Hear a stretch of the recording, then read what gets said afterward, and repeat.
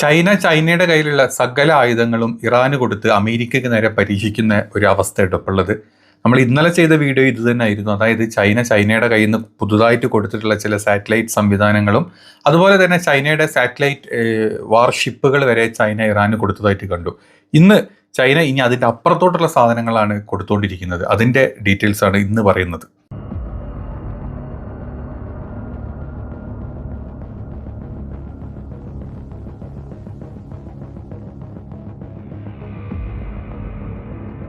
അപ്പോൾ വീഡിയോ തുടക്കത്തിൽ ലൈക്ക് ചെയ്തിട്ട് കണ്ടോളൂ കേട്ടോ. അതായത് ചൈനയുടെ ഏറ്റവും ലേറ്റസ്റ്റ് ആയിട്ടുള്ള ഒരു ഹൈപ്പർസോണിക് മിസൈലാണ് ഇപ്പം പുതുതായിട്ട് ഇറാന് കൊടുത്തിട്ടുള്ളത് എന്നുള്ള വാർത്തകളാണ് വരുന്നത്. അതായത് DF-17 മിസൈൽസ് ആണ് ഇത്. ശബ്ദത്തിനേക്കാൾ വേഗത്തിൽ പോകുന്ന ഒരു മിസൈലാണ്. അത് മാത്രമല്ല, ഈ മിസൈൽ പ്രതിരോധ സംവിധാനങ്ങൾ ഉണ്ടല്ലോ, ഇപ്പം അമേരിക്കയുടെ കയ്യിലെ THAAD ആണെങ്കിലും അങ്ങനെയുള്ള ഏത് പ്രതിരോധ സംവിധാനങ്ങളെ വരെ നിഷ്പ്രഭമാക്കിക്കൊണ്ട് ലക്ഷ്യസ്ഥാനത്തെത്തുന്ന തരത്തിലുള്ള മിസൈലുകളാണ് ഇത് എന്നാണ് പറയുന്നത്.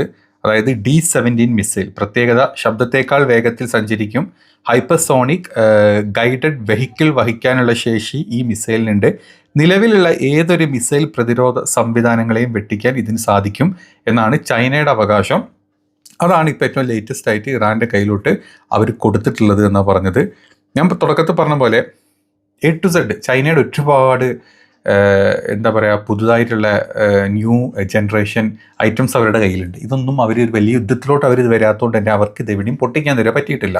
അവർക്ക് ഇപ്പോൾ ഏറ്റവും ലേറ്റസ്റ്റ് ആയിട്ട് ഇത് കൊടുത്ത് പരീക്ഷിക്കാൻ പറ്റുന്ന സ്ഥലം അത് ഇറാൻ തന്നെയാണ്. അതും ഇറാനുമായിട്ട് നല്ലൊരു ബന്ധമുള്ള രാജ്യമായതുകൊണ്ട് ധൈര്യമായിട്ട് അവർ കൊടുക്കുകയും ചെയ്യും. അത് ഒരു യുദ്ധത്തിലോട്ട് വന്നു കഴിഞ്ഞ് ഈ പറഞ്ഞ മിസൈൽസും ഈ പറഞ്ഞ മറ്റ് സംവിധാനങ്ങളൊക്കെ വിജയമാണെന്ന് കണ്ടു കഴിഞ്ഞാലുണ്ടല്ലോ, ചൈനക്ക് ഇപ്പോൾ US എങ്ങനെയാണോ ഇസ്രായേൽ എങ്ങനെയാണോ ലോകത്ത് അവരുടെ ആയുധങ്ങൾ വെക്കുന്നത്, അതുപോലെ തന്നെ ഇപ്പം നമ്മൾ കഴിഞ്ഞ ദിവസം നിങ്ങൾ കണ്ടു 103 റഫേലാണ് നമ്മൾ ഫ്രാൻസിൻ്റെ കയ്യിൽ നിന്ന് വാങ്ങിക്കാൻ പോകുന്നത്.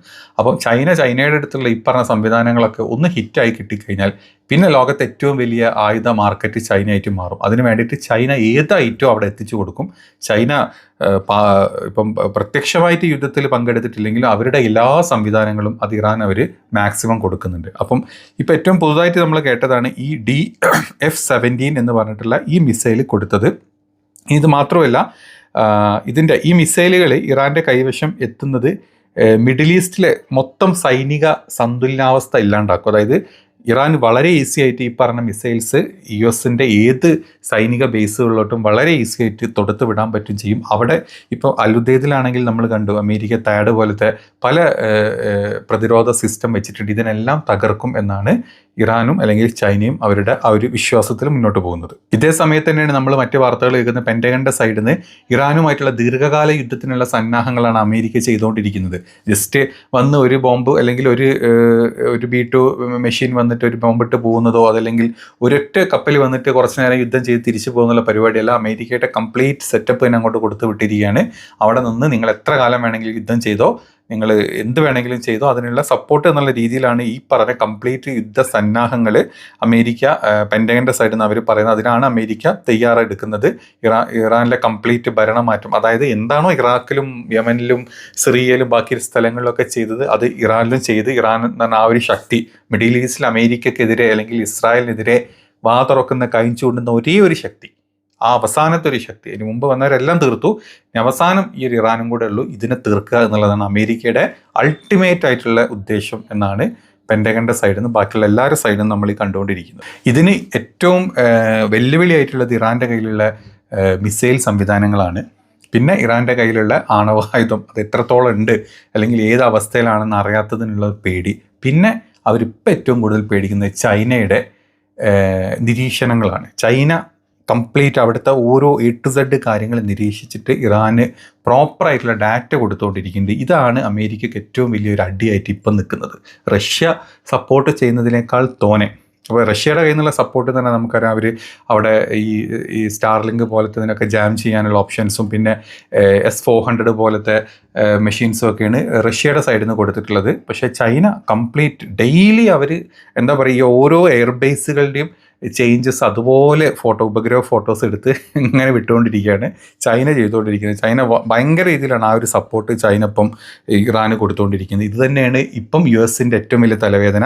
അതോടൊപ്പം തന്നെ US ഈ തലവേദന പിടിക്കുന്ന അതേ സമയത്ത് തന്നെ മിഡിൽ ഈസ്റ്റ് സകല കൺട്രീസിൻ്റെയും തലവേദന അത് തന്നെയാണ്. കാരണം ഡയറക്റ്റ് ഉപഗ്രഹ നിരീക്ഷണമാണ് ഈ പറഞ്ഞ എല്ലാ കൺട്രീനെയും ഇപ്പം ചൈന ചെയ്തുകൊണ്ടിരിക്കുന്നത്. ചൈനയുടെ ജിലിൻ എന്ന് പറഞ്ഞിട്ടുള്ള ജിലിൻ 1 ഉപഗ്രഹ ശൃംഖല മിഡിൽ ഈസ്റ്റിലെ US സൈനിക താവളങ്ങൾ തത്സമയം കൃത്യമായിട്ട് ദൃശ്യങ്ങൾ പകർത്തിയെടുത്തുകൊണ്ടിരിക്കുകയാണ്. ബഹ്റൈനിലെ ഷെയ്ഖ് ഈസ എയർബേസ്, അതുപോലെ പാട്രിയറ്റ് മിസൈൽ സംവിധാനങ്ങൾ അവിടെ വെച്ചിട്ടുണ്ട്. അതുപോലെ തന്നെ F-16 യുദ്ധവിമാനങ്ങളൊക്കെ അവിടെ ഉൾപ്പെടുത്തിയിട്ടുണ്ട് എന്നുള്ള വിവരങ്ങൾ പുറത്തു വിടുന്നുണ്ട്. കഴിഞ്ഞ ദിവസം നിങ്ങൾ കേട്ടിട്ടുണ്ടാവും ബഹ്റൈനിലെ പ്രതിരോധ മന്ത്രി പറഞ്ഞത്, ഞങ്ങൾ ഇറാനെ തിരിച്ചടിക്കുന്നു. ഇറാനെ തിരിച്ചടിക്കാൻ പോയിട്ട് ഇറാൻ പറയുന്നതിന് മുമ്പ് ബഹ്റൈൻ വരെ തീർക്കാനുള്ള ശക്തി ഇപ്പോൾ ഇറാൻ്റെ കയ്യിലുണ്ട് എന്നറിയാത്തത് കൊണ്ടാണോ എന്നറിയില്ല. വിവരക്കേട് ഓരോന്ന് വിളിച്ചു പറയുന്നുണ്ട്. അമേരിക്ക കൂടെ നിൽക്കുമെന്ന് വിചാരിച്ചിട്ടാണെങ്കിൽ എൻ്റെ പൊന്ന് ഊളകളെ, നിങ്ങളൊന്നും കൂടെ അമേരിക്ക നിൽക്കാൻ പോകുന്നില്ല. നിങ്ങൾ പൊട്ടി തകർന്നാൽ അമേരിക്ക അവരുടെ പണിക്ക് പോകും എന്നുള്ള ചിന്ത ഇതുവരെ ഈ പറഞ്ഞ ഒരു മിഡിൽ ഈസ്റ്റേൺ രാജാക്കന്മാരുടെയും തലയിലോട്ട് കയറിയിട്ടില്ല. ഇനി നിരീക്ഷണത്തിലുള്ള മറ്റ് പ്രധാന കേന്ദ്രങ്ങളായിട്ട് ബഹ്റൈനിൽ US നേവിയുടെ 5ാം പടക്കപ്പലിൻ്റെ പ്രധാന കേന്ദ്രമായിട്ടുള്ള ഷെയ്ഖ് ഈസ എയർബേസ് ആണ് ബഹ്റൈനിലുള്ളത്. അപ്പോൾ അതിൻ്റെ കംപ്ലീറ്റ് ചൈന 24 hours നിരീക്ഷിച്ചുകൊണ്ടിരിക്കുകയാണ്.